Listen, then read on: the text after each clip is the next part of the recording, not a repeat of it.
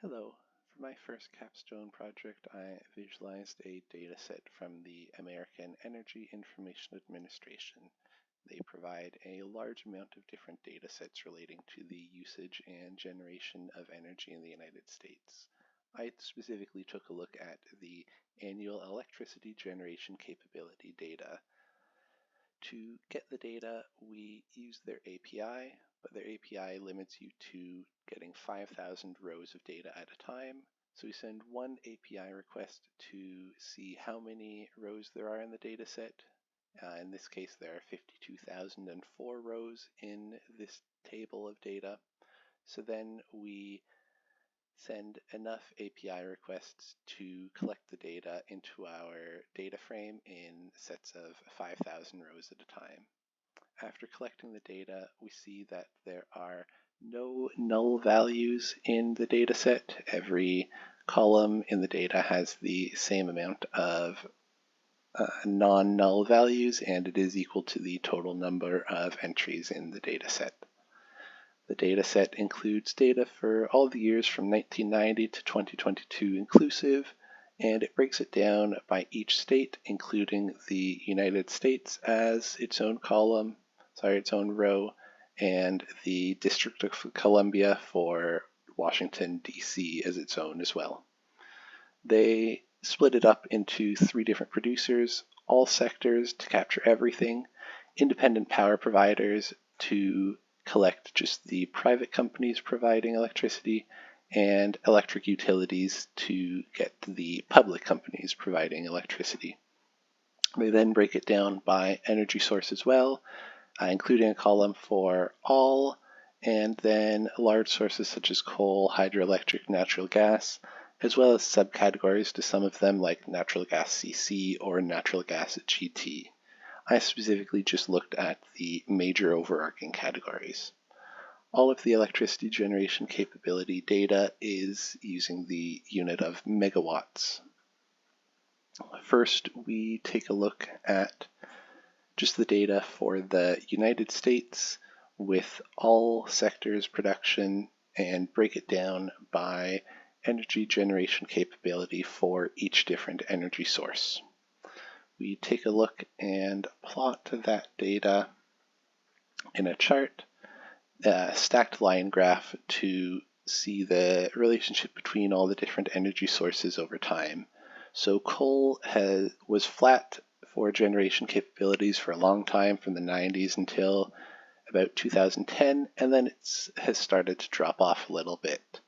On the other hand, natural gas was growing in the 1990s, and then in 2000 and the early 2000s, it had a large spike of growth, and now it seems to be the largest energy generation in the United States with just under 500,000 megawatts of energy generation capability in 2021. Then we take another look at this same set of data and plot the same graph, but this time we add some interactivity to it so we can take a look at just the different sections that we care about, such as coal versus natural gas. You can see that natural gas was much smaller than coal back in the 90s at about half of the generation capability of coal, but in the early 2000s it jumped up and coal has started to decline in the 2010s. Afterwards, I decided to expand this visualization a bit to not only see the entire United States, but allow you to select a specific state to see the generation capabilities.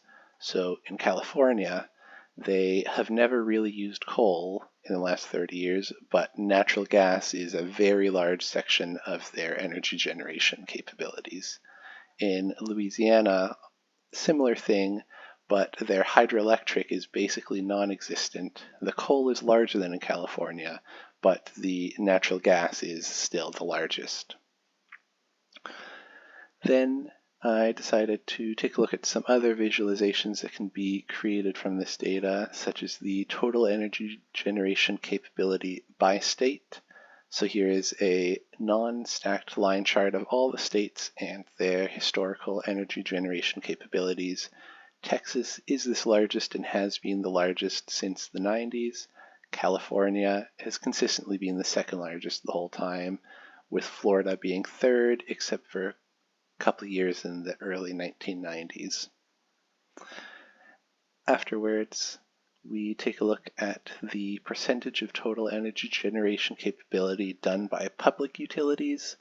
So in 2022, there are some states, such as Tennessee, that get the majority of their energy from public utility companies compared to private energy providers. So they get 95% of their energy from public companies. States like Michigan get almost 75%. The US as a whole gets about half of the energy generation from public companies, with some states such as Texas being below 20%, or Delaware, Connecticut being well under 5% of their energy generation from a public company. Comparing that to the early 1990s, when the majority of states got most of their energy from public utility companies.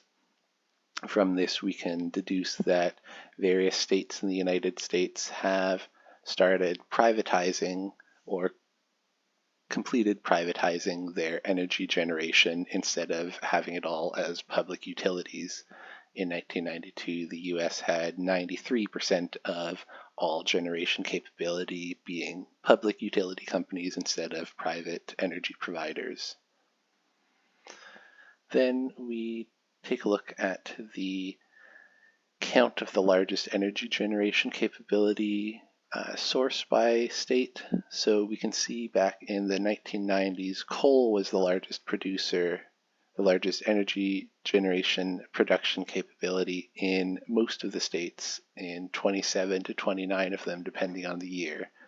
But we can see a large growth here in natural gas, where it goes from only being the largest provider in under 10 states to now where it's over 33.